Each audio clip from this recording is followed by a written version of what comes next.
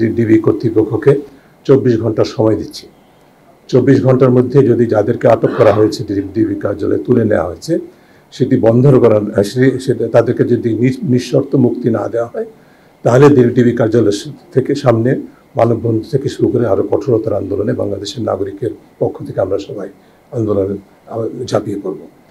সরকার ভুলে গেছে, কর্তৃপক্ষ ভুলে গেছে যে মানুষের বাক স্বাধীনতা, মত প্রকাশের স্বাধীনতা, মানুষের অধিকার ভিত্তিক আন্দোলনের যে স্বাধীনতা, বৈষম্য বিরোধী আন্দোলনের যে স্বাধীনতা, সেটি সাংবিধানিক অধিকার, এটি কোনো অপরাধ নয়।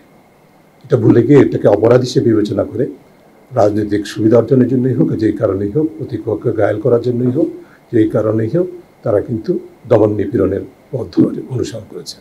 এবং এই পথে তারা সমস্ত রাষ্ট্রীয় প্রতিষ্ঠানগুলোকে, যাদের উপর অর্পিত দায়িত্ব আইনের রক্ষকের, তাদেরকে আইনের ভক্ষকে রূপান্তরিত করার সুযোগ করে দিয়েছেন। এবং সেটা তারা অবারিতভাবে করতে পেরেছেন, কারণ দীর্ঘ প্রক্রিয়ার মাধ্যমে এই প্রতিষ্ঠানগুলোকে দলীয়করণ করা হয়েছে। দলীয়করণের মাধ্যমে অতিরিক্ত সক্ষমতা দেওয়া হয়েছে আইন বহির্ভূতভাবে। সেই ক্ষমতাকে নির্বিচারে অপব্যবহার করে মানুষের অধিকার হরণ করছে। স্বল্প মেয়াদে ভাবছে যে তারা তাদের প্রভুদের সুবিধা করে দিচ্ছেন, কিন্তু দীর্ঘমেয়াদে এটা যে বুমেরাং হয় সেটা কিন্তু তারা ভুলে গেছে। পৃথিবীর ইতিহাস বলে, বাংলাদেশের ইতিহাসও তাই বলে, এটা বুমেরাং হতে বাধ্য, সেটা তারা ভুলে যাচ্ছেন। কাজে এই পথ থেকে সরে আসতে হবে। আমরা সেই দাবি আবারও জোরালোভাবে উল্লেখ করতে চাই। দ্বিতীয় যে বিষয়টি বলতে চাই, সরকারকে মনে রাখতে হবে যে ক্ষমতার ভিত্তি যখন জনবিচ্ছিন্ন একটা অবস্থানে চলে যায়, যেই অবস্থা তারা তৈরি করেছেন এখন এই দেশে, আমরা সবাই বলেছি ইতিমধ্যে, প্রতিটি মানুষ বিক্ষুব্ধ, প্রতিটি মানুষ শঙ্কিত, প্রতিটি মানুষ নিরাপত্তাহীনতায় ভুগছে। ডিবি বলছে আমাদের শিক্ষার্থী কোঅর্ডিনেটরদেরকে, সমন্বয়কদেরকে নিরাপত্তা দেওয়ার জন্য তাদের ডিবি কার্যালয়ে নিয়ে যাওয়া হয়েছে। এটা কত অবৈধ, অসাংবিধানিক সেটি ইতিমধ্যে বলা হয়েছে। এটা আদালতে আজকে গতকাল বক্তব্য এসেছে, আদালতে আজকে হয়তো আমরা একটা রায় পাবো। সেদিকে আমি যাচ্ছি না।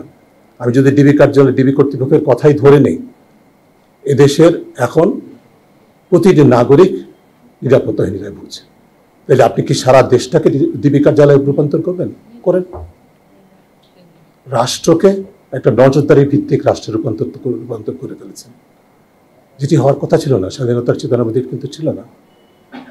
সেই অবস্থা সৃষ্টির জন্য যারা দায়ী তাদেরকে অবশ্যই জবাব দিতে আনতে হবে।